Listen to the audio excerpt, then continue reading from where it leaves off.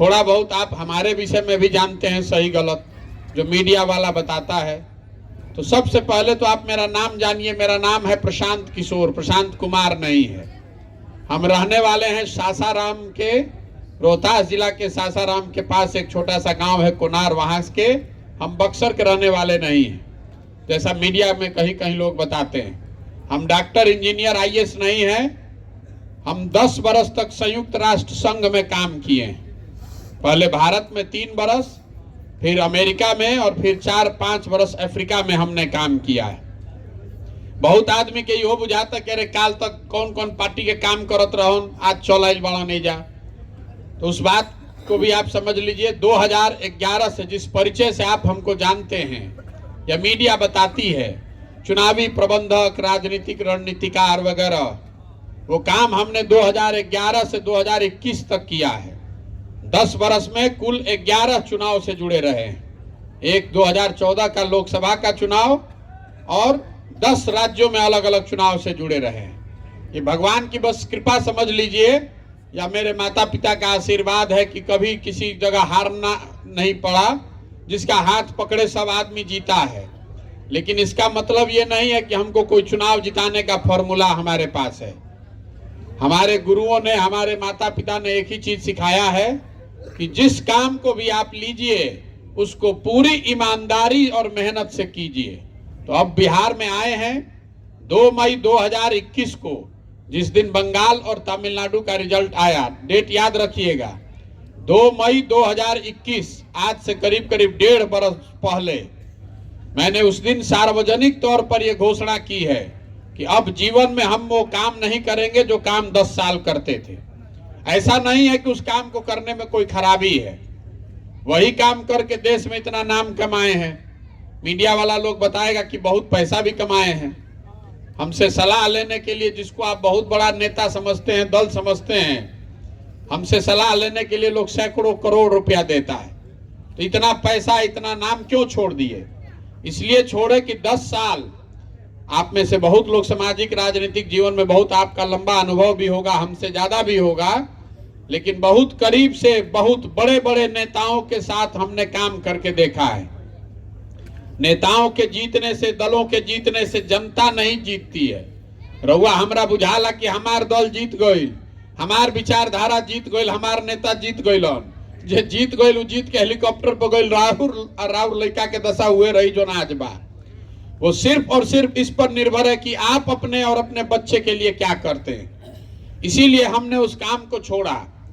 10 बरस वो करने के बाद हमको ऐसा महसूस हुआ कि अगर भगवान ने मुझे कोई शक्ति दी है, बुद्धि दी है, तो मुझे कुछ ऐसा करना चाहिए जिससे लोगों की जिंदगी बदले। नेता को तो बहुत हरा जिता लिए। और बिहार क्यों आए हैं? बिहार इसलिए आए हैं कि आज से 40-50 साल पहले भी बिहार देश का सबसे गरीब और पिछड़ा राज्य था। और आज भी जितना नेता यहाँ पर शासन में, जितना पार्टी रहा, जितना लोग नेता बने, सब की बात को अगर आप सही मान लीजिए, जिसने जो किया उसको सही मान लीजिए, जो भी दावा करता है कि हमने क्या किया उसको मान लीजिए, तो भी आज जो सच्चाई है कि बिहार देश का सबसे गरीब, सबसे पिछड़ा, सबसे ज्यादा अशिक्षित, बेरोजगारी वाला राज्य बिहार हम ही लोग का राज्य है। सुधरिए नहीं रहा है, चाहे आप जितना प्रयोग करके देख लिए। तो आप ये समझिए कि यहाँ से गरीबी खत्म क्यों नहीं होती है। इसीलिए ये समझ बूझ कर आए हैं यहाँ पर कि अगर हमको कुछ क्षमता है तो हमको यहाँ से गरीबी खत्म करने का प्रयास करना चाहिए। इसीलिए दल नहीं बनाए हैं। जन सुराज वोट मांगने का अभियान नहीं है। कई लोगों ने कहा कि अगर दल बनाएंगे, हम कभी कोई दल नहीं बनाएंगे। अगर दल बनना होगा तो बिहार की जनता दल बनाए। हमारी भूमिका सूत्रधार की है, कुम्हार की है। घड़ा अगर बनना है तो उसके लिए तो अच्छी मिट्टी और चाक चाहिए। कुम्हार कितना भी होशियार होगा, अगर माटिए ना रही, चाक ना रही तो घड़ा बनी कैसे? तो बिहार की जनता वो मिट्टी है, वो चाक है जिसको खोजने निकले हैं। एक बार जब पदयात्रा खत्म हुई, गांव, शहर, कस्बा, देहात से जैसे दही के मथ के मक्खन निकालीला, वही निकालने चले हैं। समाज को मत कर ऐसे लोगों को ढूंढना चाहते हैं जो बिहार में एक नई राजनीतिक व्यवस्था बनाना चाहते हैं। पदयात्रा खत्म हुई तो सब लोग बैठी साथ में और सब लोग मिल के तय करी कि दल बनावे के बाद तो बनी दल, लेकिन अगर कभी दल बना तो वो दल प्रशांत किशोर का नहीं होगा, वो दल किसी जाति का नहीं, किसी परिवार, किसी व्यक्ति का नहीं, वो दल होगा बिहार के उन सारे लोगों का जो मिलकर इसको बनाएंगे और आगे मिलकर चलाएंगे। न तो बिहार में दल कैसे बनेला, जे बनैलस दल उहे हो गई दल के नेता। आइयो कह दिलस कि हमारा बाद होयन हमार बेटा, आ जितना आदमी तू लोग बाड़ा जा जिंदगी भर झंडा लेके ढोआ जा, वो दल नहीं है, वो विकल्प नहीं है। अगर विकल्प बनाना है तो बिहार की जनता को मिलकर विकल्प बनाना पड़ेगा, उसी का ये अभियान है। तो जन सुराज दल बनाकर वोट मांगने का अभियान नहीं है, जन सुराज सामाजिक आंदोलन और क्रांति भी नहीं है। मेरा आंदोलनों में और क्रांति में कोई विश्वास नहीं है। देखिए, अगर मानव सभ्यता के इतिहास को आप पढ़िएगा, बिहार अब भारत में नहीं दुनिया भर में, तो आपको पता चलेगा कि फ्रांस की क्रांति को अगर अपवाद के तौर पर हटा दीजिए तो कोई ऐसी क्रांति नहीं हुई है दुनिया में जिससे मानव सभ्यता का लंबे समय में भला हुआ हो। क्रांति और आंदोलन जो है ये तेज हथियार के जैसा है जिससे आप बड़े से बड़े वृक्ष को काट सकते हैं, पौधे को पेड़ नहीं बना सकते हैं। तो बहुत आदमी जब बिहार में कहता कि जेपी के आंदोलन से बिहार ना सुधरल तो अब कैसे सुधरी, तो आपको बता रहे हैं कि पहले तो जेपी का आंदोलन बिहार को सुधारने के लिए था ही नहीं। जेपी का आंदोलन दिल्ली से सत्ता में बैठे हुए लोगों को हटाने के लिए था, उसमें उनको सफलता मिली। कुछ आदमी भी कहता है कि जेपी के आंदोलन से जो निकलल बा हुए बिहार के खराब कर दिलस। अरे भाई, जेपी का आंदोलन हुआ 75-77 में, लालू जी पहली बार मुख्यमंत्री बने 1990 में, 13-14 वर्ष के बाद। जेपी थोड़े ना कह के गए थे कि लालू जी या नीतीश जी बनेंगे, ये लोग तो अपने से स्वयंभू बने हुए हैं। तो आंदोलन करने वाले का कोई दोष नहीं है, उसको जो भंजा रहा है गलत तरीके से उसका दोष है। तो हमारा ये जो जन सुराज में प्रयास है ये आंदोलन नहीं है, किसी को सत्ता से उखाड़ने का प्रयास नहीं है। ये प्रयास है समाज की मदद से एक नई व्यवस्था बनाने के लिए। ये प्रयास है कि बिहार के समाज के लोगों को ये समझाया जाए कि आप अपने और अपने बच्चों के लिए बेहतर भविष्य कैसे बना सकते हैं। आई भीड़ जुटाने का भी अभियान नहीं है। हम अभी आज घुसे हैं, अभी पीछे के वक्ताओं ने भी कहा कि बड़ा जोरदार स्वागत भइल बा। हम लोग जब चल रहे पिछले 160 दिन से, तो किसी दिन 500-1000 आदमी भी आता है, ऐसे भी दिन होते हैं कि हम 10 आदमी के साथ चलते हैं। हमको उसका कोई मलाल नहीं है। ये भीड़ जुटाने का अभियान नहीं है, ये प्रशांत किशोर को अपनी ताकत दिखाने का अभियान नहीं है। वो काम हम जानते हैं कि भीड़ कैसे जुटाया जाता है। जिसको आप बहुत भीड़ जुटाने वाला नेता मानते हैं उसको तो हम लोग सिखाते हैं कि भीड़ कैसे आएगा, भीड़ कैसे लाया जाएगा। ये भीड़ जुटाने का अभियान नहीं है और ऐसा नहीं है कि हमको पता नहीं है कि भीड़ रही तो माहौल बन जाए।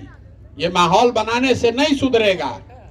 अगर ये बिहार के लोगों के दिमाग पर जाति का, धर्म का, भाजपा के डर से लालू जी को और लालू के डर से भाजपा को देने की जो एक रवायत बन गई है, ये जो जम गई है काई आपके दिमाग पर, इस काई को छुड़ाने के लिए ये मेहनत की जा रही है।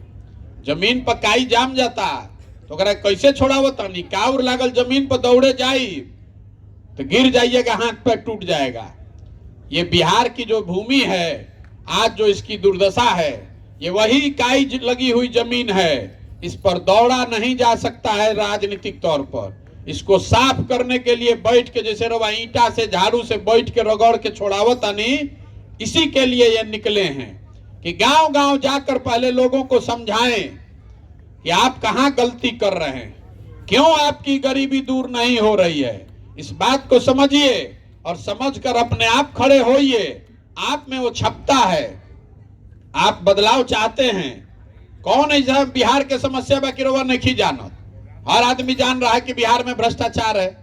हर आदमी जान रहा है कि इजा शिक्षा व्यवस्था नहीं खे, रोजगार नहीं खे, इजा बहुत ज्यादा परेशानी बा, अस्पताल नहीं खे, सड़क नहीं खे, नाली नहीं खे, खेत में पानी नहीं खे। 2000 के धान आदमी 1500 में बेचता हन, 277 के यूरिया 500 में खरीदत आनी के नहीं खे जानत।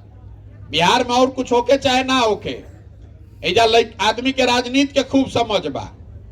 चाहे घर में खाए के नहीं खे, लेकिन 5 आदमी जहां बैठ जाई, घर में, दलान में, खेत खलिहान में, चौक चौराहा पर, चाय के दुकान पर, जहां 5 आदमी बैठी हन, वो बैठ के राजनीति बतियाई। कंबोडिया से लेकर, इजराइल से लेकर सब बात ऐसे बतिया दी राजनीति के। बिहार के 4 गो लड़का के बैठा दी। इशारा चालाकी हमने के खाली एक दिन भुला जाता। जहिया वोट होता, जहिया वोट हो तो बिहार के आदमी के 4 गो बात याद बा, सब ज्ञान चल जाता का पर। वोट के दिन बिहार के आदमी को 4 बात याद है। पहला बात कि हमारा जात क्या है, हमारा जात का बा, के हमारा जात के खड़ा बाप के हाली पता करो, उनके के जितावल जाई। जे जात से बच जाता ओकरा के धर्म के नाम पर भारत पाकिस्तान, हिंदू मुसलमान, पुलवामा हो गया, ऊपर देखो, ऊपर मोदी जी के देखो, तू नीचे उजुराइल बड़ा। एजा पाकिस्तान हो गई, तू नीचे देख के वोट देता रहो। तो काल तक मन बनैले रहे कि भाजपा के ना दे, तले हल्ला हो गई। सब हिंदू एक हो जा, जब मियाँ जी लोग ना जीते के चाहिए। कोई गलती से अगर पूछ दे लस, ए भाई हमारा हिंदू मुस्लिम में भरोसा नहीं खे, तो ओकरा आदमी चढ़ जाता कि बेहुदा कहीं को देखा था पुलवामा में आदमी शहीद हो गलन, तारा मानत नहीं अभी, चलो जल्दी वोट दो भाजपा के। तो भाजपा के दे दिलन। जे दोनों से बच गई, आदमी कहता कि जाए दी भैया, हमने के जियत है, जी तो चाहे मरी जाओ। लालू जी के जो राज रहे ना अपराध वाला, वो ना चाहिए रे भाई।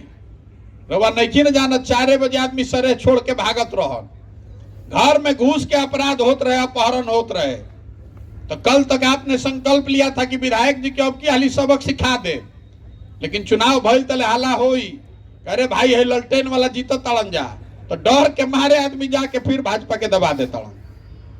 और चौथा हमने के मुसलमान भाई लोग बा, रोज हम कैमरे पर कहते हैं दलितों के बाद सबसे ज्यादा गरीबी, बदहाली, फटेहाली इन लोगों की है। अभी हम रास्तवा में आवत रही तो रोड एकदम खराब बा, तो आदमी छूट, हम पूछने के इतना रोड का है खराब भैया? भैया सब मुसलमान वाला गांव है, जहां मुसलमान के गांव में चले जाइए आपको सबसे ज्यादा गरीबी, बदहाली दिखेगी। लेकिन मुसलमान भाई लोग का कहता जा कि भैया हमने के जी जा चाहे मरी जा, भाजपा के तो ना वोट दे सकीला जा, भाजपा तो मुसलमान विरोधी पार्टी बा। तो बिहार में बचल के, बिहार में तो भैया 2 गो दल बा, एगो मोदी जी के भाजपा, एगो लालू जी के ललटेन। नीतीश कुमार बेचारे के तो कोनो दले नहीं खे बचल, कभी ललटेन पकड़ के लटक दिहन, कभी कमल के फूल पर बैठ के पवरे लगी। तो मुसलमान कह रहा है कि जिए चाहे मरे, भाजपा को दे नहीं सकते हैं, तो ललटेने बा, यही में किरासन तेल आबाती बन के जरल जाइए, एकरे में दबाव हो। इतना आदमी सब समझदारे बैठल बा, पीछे कुछ युवा बैठल बा, आगे सब राजनीतिक सामाजिक आदमी बैठे हुए हैं। दिल पर हाथ रख कर बोलिए, इसी 4 चीज पर वोट पड़ा है भैया। तो काहे के ज्ञानी बनता नहीं है, माथा पीटता नहीं कि भैया बड़ा भ्रष्टाचार बा, ए भैया शिक्षा सुधार दे। अरे जब आपको पता है, हमको पता है, तो सब नेता भी जानता है कि बिहार की जनता कितनों बतिया ले, हंस के, गा के, गरिया के वोटवा तो यही 4 चीज पर दिहन जो यंजा कहा, इसीलिए नहीं सुधर रहा है। तो ये पूरा अभियान बस इस बात के लिए है कि आपको घर घर जाएं और ये संकल्प दिलाएं, आपको समझाएं कि अगर आप अपना और अपने बच्चों की चिंता नहीं कीजिएगा तो कोई नेता, कोई दल, कोई विचारधारा आपका चिंता नहीं करने वाला है। काहे करेगा भाई? और देखिए, जितना आदमी बुझाता कि जात के राजनीति होता बिहार में, आपका भी आंख खोल देते हैं। जगह से पूछो कि जब बिहार में जात कितना कहाँ प्रभाव बात, आदमी को तो सब नेता तो जाते के राजनीति करता। हम आपको बता रहे हैं कोई नेता जात का राजनीति नहीं कर रहा है।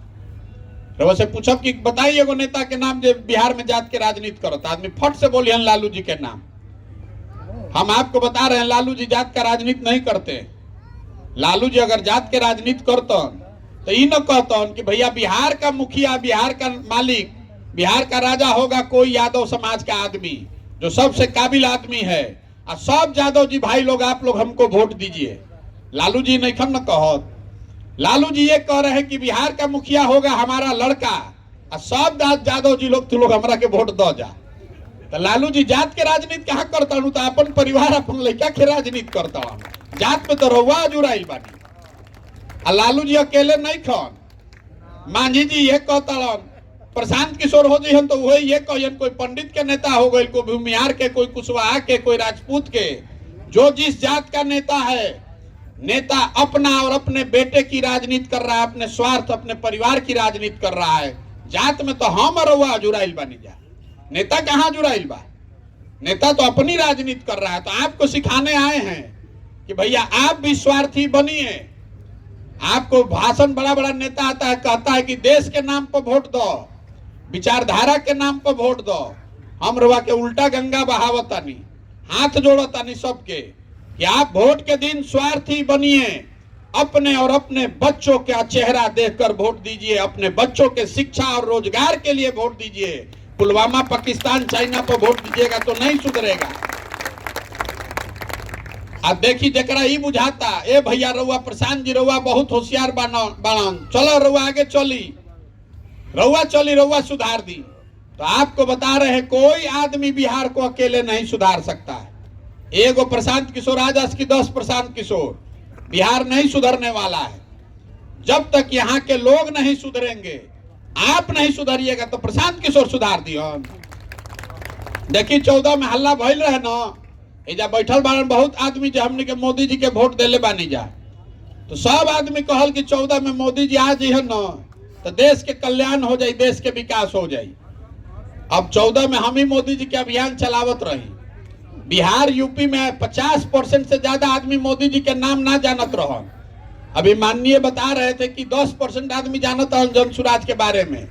तो हम आपको बता रहे हैं कि 2013 में 50% आदमी भी यूपी बिहार में नरेंद्र मोदी को नहीं जानता था। अब वही आदमी लाठी डंडा करे के तैयार बा हमरा से कि तारा बुझाता मोदी जी से देश के कल्याण होई। चलो भाई मान लो के मुंह जोर से बहस करे जाए, लेकिन बिहार के लोगों को हम बता रहे हैं जो भाजपा को वोट दिया है, आपको खुली चुनौती देकर जा रहे हैं। मोदी जी के आने से 9 वर्ष से मोदी जी प्रधानमंत्री बाड़न, 9 वर्ष में बिहार के विकास भइल कि ना, मोदी जी बिहार खातिर कुछ कैलन कि ना, ये सब बात छोड़ दी।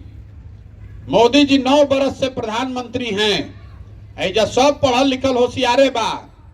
आप हमको एक प्रमाण दिखा दीजिए, अगर मोदी जी ने बिहार के विकास के लिए एक समीक्षा बैठक भी किया है 9 वर्ष में, आप हमको पेपर कटिंग प्रमाण दिखा दीजिए। हम कल मोदी जी का कल से झंडा लेकर घूमने को तैयार है। एक समीक्षा बैठक भी मोदी जी ने नहीं किया 9 वर्ष में कि भाई बिहार की गरीब जनता ने जाति धर्म से ऊपर उठकर हमको वोट दिया है। हमने के एगो समीक्षा भर भी वोट नहीं खींचा देले।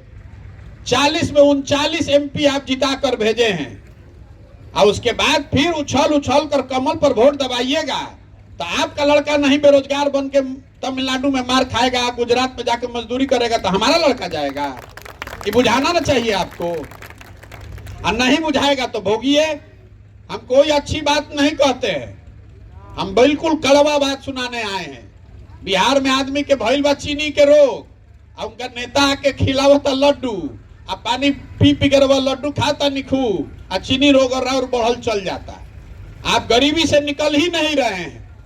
बिहार आज सब विकास के मानक पर देश में 28वां नंबर पर, सबसे अंतिम स्थान पर बा। जहां चल जाई बाहर तो बिहार के नाम पर आदमी दूगो गाड़िए देता, बिहारी शब्द ही गाली बन गया है। हमने के पूरा भारत भर में रवैया देखी, रोड पर चलता मोटरसाइकिल कहाँ बनता? मोटरसाइकिल बनता हरियाणा में, महाराष्ट्र में। रवा घर में टीवी देखता नहीं, जहाँ हाथे हाथ सबे मोबाइल ले बा। ये बनता कहाँ? ये बनता उत्तर प्रदेश में, महाराष्ट्र में। आप घर में सीमेंट लगाते हैं, छड़ लगाते हैं, बनता कहाँ है? उड़ीसा में, मध्य प्रदेश में, झारखंड में। आप बस पर चलते हैं, ट्रक का इस्तेमाल करते हैं, ट्रैक्टर का इस्तेमाल करते हैं, सब कहाँ बनता? बनता तमिलनाडु में, महाराष्ट्र में, पंजाब में, गुजरात में। तो बिहार में हमने के क्या बनावता नहीं जा? अरे बिहार में कुछ बनता, हमने के 6वां क्लास में रही जाता, जनरल नॉलेज के प्रश्न पूछल जाते रहे कि कागज के कारखाना कहाँ बा, चीनी के कारखाना कहाँ बा। तो बिहार में रवा के पूछता नहीं क्या बनावता नहीं जा, हमने के कुछ बनता बिहार में? हम आपको बता रहे हैं कि हम लोग क्या बना रहे हैं। हम लोग यहाँ लड़का पैदा कर रहे हैं, पेट काट काट के उसको पाल पोस के बड़ा करते हैं और पूरा भारत में मजदूर बनाकर भेज रहे हैं। पूरा बिहार को मजदूर बनाने का फैक्ट्री बना दिया है। 2 करोड़ बिहार का लड़का पूरे भारत भर में घूम घूम के मजदूरी कर रहा है। ये दुर्दशा बा हमनी के। ऐजा के आदमी के आंखें नहीं के खुलत। जेकरे से पूछो तनी वोट काहे देनी है, का करी भैया, गौवा में सब देते रहे तो हमू दे देनी। अरे तो गौवा में सब देते रहे तू दे दिल तो भोगो, फिर काहे बाप बाप करता रहो। गलती आप कर रहे हैं, नेता आपको नहीं ठग रहा है। जिस बात पर आप वोट दे रहे हैं वो चीज आपको कम या ज्यादा मिल रही है।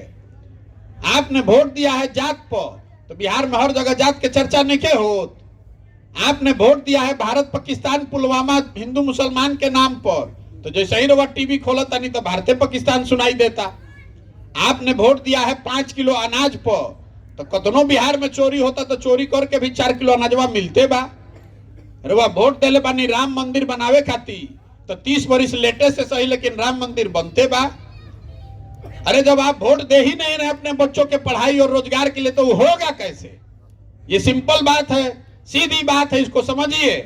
और अगर इसको समझिएगा तभी नई व्यवस्था बनेगी, और नहीं समझिएगा तो आपको लिख कर दे देते हैं। हमको जितना भगवान ने बुद्धि समझ दिया है, प्रशांत किशोर आजास की, मोदी आजास की, लालू आजास की, नीतीश आजास, ये बिहार में लोगों की दुर्दशा सुधरने वाली नहीं है। 1965 के बाद से लगातार हमने के यही दुर्दशा में जियता नहीं जा। 25 अलग अलग आदमी मुख्यमंत्री बना है, सब आदमी बुर्बके रहे। कोई आदमी बिहार को सुधारने का प्रयास नहीं किया। सब ने प्रयास किया, उसको जब रोगे नहीं पकड़ में आ रहा है तो सुधरेगा कैसे? जब तक आप नहीं सुधरिएगा, समाज नहीं सुधरेगा, तब तक बिहार को नहीं सुधारा जा सकता है। इसीलिए ये अभियान चला रहे हैं। अब आप यहाँ बहुत देर से बैठे हुए हैं, अब जाइए घर, आराम कीजिए। आपके प्रखंड, आपके पंचायत में आएंगे। आपकी अगर श्रद्धा है तो आप इसमें जुड़िए, आइए, इसको देखिए। जब 1 महीना यहाँ हम पदयात्रा कर रहे हैं तो आपके पास ये अवसर है देखने का, जांचने का, मूल्यांकन करने का, और अगर ठीक लगे तब इसमें जुड़िए। लेकिन जब जुड़िएगा तो हमारे पीछे चलने के लिए नहीं, हमारे साथ चलने के लिए जुड़िएगा। ये कार्यकर्ता बनाने का अभियान नहीं है, ये अभियान है ऐसे लोगों को ढूंढने का जो अपने साथ, मेरे साथ चल के अपने और अपने बच्चों के लिए एक नई व्यवस्था बनाने का जज्बा और काबिलियत रखना चाहते हैं। जिसके पास भी वो काबिलियत है, आदमी सब कहता कि बदलाव बिहार में होके के चाहिए, तो पूछा था नहीं तू काहे ना प्रयास कर लिया हवा, तू काहे ना विकल्प बनैला हवा? तो क्या करी भैया, हमने भी जो साधन नहीं के, व्यवस्था नहीं के, पूरा बिहार भर में तो हम अकेले ना कर सकीला। तो जन सुराज वो विकल्प है, जन सुराज वो प्लेटफॉर्म है। आपको पैसे की चिंता नहीं करनी है, आपको व्यवस्था रणनीति का चिंता नहीं करना है। वो सब चिंता अपने भाई, अपने बेटे प्रशांत किशोर पर छोड़िए। अपने बच्चों के लिए खड़ा होइए, अपने बच्चों के लिए एक बार खड़ा तो होइए। हम चलत नहीं आगे तो आदमी कहत कि ए भैया रउआ संगे बानी तन मन धन से, तो हम पहले ही हाथ जोड़ीला बिहार के आदमी के, ये भाई हमरा संगे मत खड़ा होको। अरे जिस समाज में लोग जाति और धर्म के चक्कर में अपने बच्चों के साथ नहीं खड़े हैं, आप हमारे साथ खड़ा होइएगा। आप पहले अपने बच्चे के साथ खड़े होइए। आपका लड़का पढ़ नहीं रहा है, उसकी चिंता कीजिए। आपका लड़का पढ़ लिख कर रोजगार नहीं उसको मिला है, वो मजदूरी कर रहा है, उसकी चिंता कीजिए। जब तक आप वो नहीं सुधारिएगा तब तक प्रशांत किशोर के साथ खड़ा होके से कुछ ना होई। किसी नेता, किसी दल के साथ घूमने से नहीं होगा। तो एक बार मेरी बात, अगर मेरे बात पर भरोसा करते हैं या करना चाहते हैं तो इस दलों के दलदल से ऊपर निकलिए और जो रास्ता महात्मा गांधी ने दिखाया, मिलकर पूरा समाज एक नया विकल्प बनाइए और अपने बच्चों की तकदीर को सुधारने का संकल्प लेकर जाइए। ये संकल्प लीजिए कि आप सिर्फ और सिर्फ 2 ही चीज पर वोट देंगे, शिक्षा और रोजगार। अगर ये 2 चीज हो जाए तो बिहार में सुधार अपने आप आपको होने लगेगा। जब तक लोग शिक्षित नहीं होंगे, लोगों को नौकरी नहीं मिलेगी पढ़ लिख के, और जब तक लोगों के पास रोजगार नहीं होगा, तो नाली गली बनावे से, वृद्धावस्था पेंशन बांटे से, 5 किलो अनाज बांटे से बिहार के दुर्दशा नहीं के सुधरे वाला। तो सब लोग संकल्प लीजिए शिक्षा और रोजगार पर वोट देना है और एक नई व्यवस्था बनानी है, तो इसमें जुड़िए। और लेकिन कोई हड़बड़ी में जुड़े की जरूरत नहीं है। हमरे गांव में आई, पंचायत में आई, अपना सवाल जवाब कीजिए। जो भी आपके मन में प्रश्न है, अगर उसका पूरा सेटिस्फाइड होइए, उसके बाद जुड़िएगा। संतुष्ट होने के बाद ही जुड़िएगा।